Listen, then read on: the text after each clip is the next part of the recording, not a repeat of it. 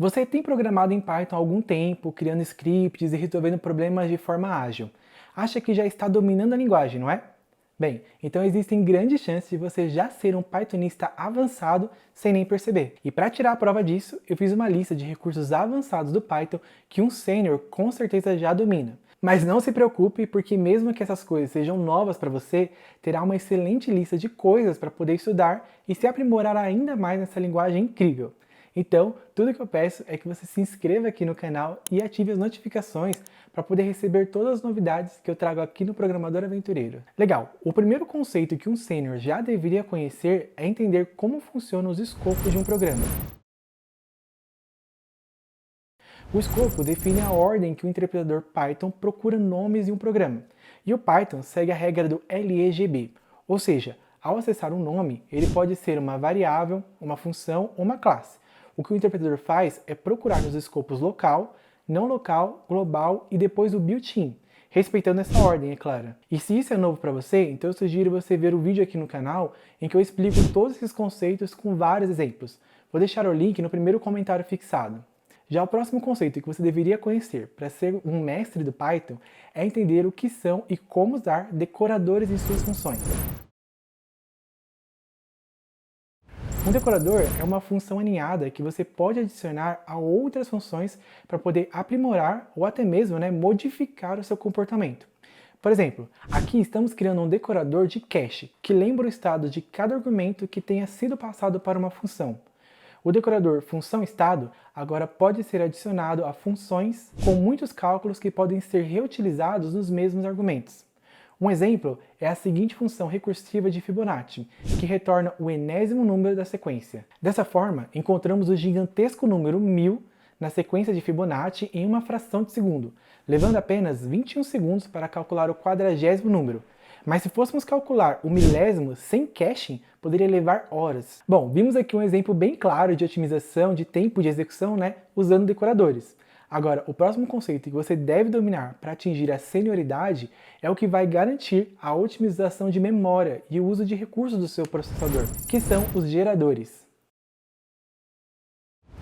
Eles permitem um processamento eficiente de grandes volumes de dados.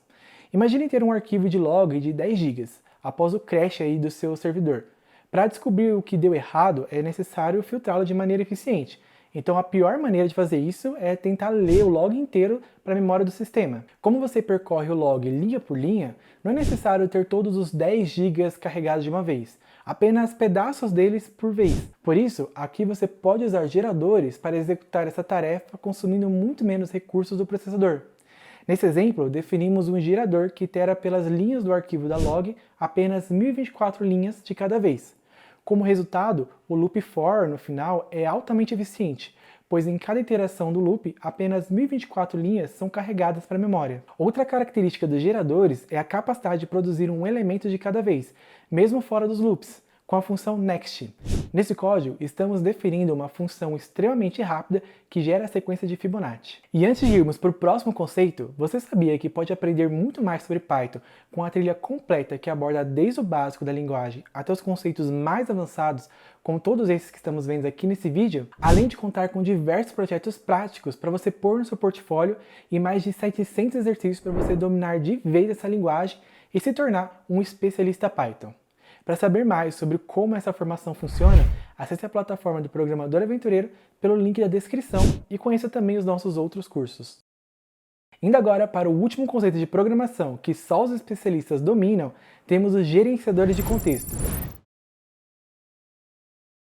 E você provavelmente deve estar usando os gerenciadores de contexto há muito tempo, já que eles permitem gerenciar recursos de maneira eficiente, como arquivos, banco de dados e conexões de rede, abrindo e fechando automaticamente os recursos, levando um código muito mais limpo e livre de erros. No entanto, há uma grande diferença entre usar gerenciadores de contexto e escrever os seus próprios gerenciadores de contexto.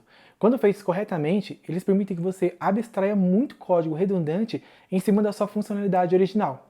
Então vamos ver um exemplo de como criar um gerenciador de contexto personalizado criando um temporizador. Aqui estamos definindo uma classe gerenciador contexto temporizador, que servirá como o nosso futuro gerenciador de contexto. Seu método enter define o que acontece quando entramos no contexto de qualquer bloco de execução com um if. Nesse caso, estamos iniciando o cronômetro. Já o método exit, saímos do contexto, então paramos o cronômetro e relatamos o tempo decorrido. Para garantir que está tudo funcionando como deveria, vamos testar o nosso código criando um contexto com o nosso gerenciador personalizado e pedir para ele aguardar 1 segundo. Feito isso, nosso gerenciador retorna que o tempo total de execução do bloco de código dentro do contexto foi de 1 segundo, que é exatamente a saída que a gente esperava receber. Com isso, você já sabe agora os conceitos importantes que deve conhecer para se tornar um especialista no Python. Inclusive, me conta aqui nos comentários qual desses conceitos você já sabia e domina e quais foram novidades para você. E também já deixa a recomendação para você assistir esse outro vídeo e descobrir as diferenças entre atributos de classe e atributos de instância.